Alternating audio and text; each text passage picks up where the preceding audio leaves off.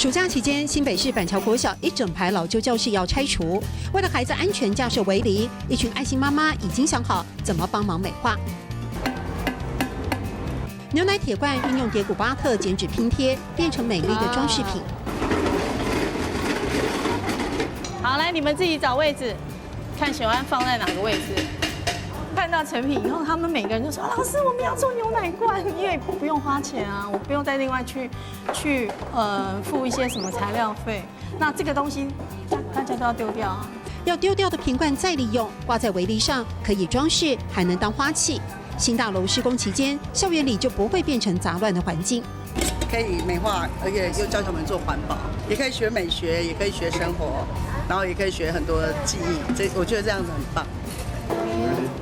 我要带着小朋友一起大手小手通力合作，废物利用的环保概念就在潜移默化之中。我为什么会拿花布、拿报纸？因为你随手可得啊，我没有一定规定你，我就只能买漂漂亮亮的餐纸，因为餐纸说实在，你买起来一张也要10块钱。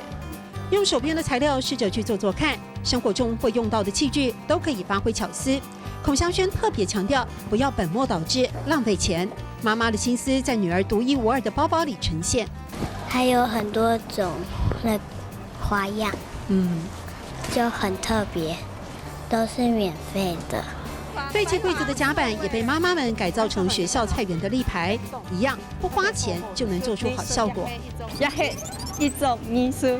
这是一种艺术，它得厚厚吟诵，值得好好欣赏。是校园里展示着妈妈们通力合作完成的作品，帮助学校也为环保尽一份心力。上课喽！也是一种艺术，得好好欣赏。也是一种艺术，得好好欣赏。谢谢钟怡老师。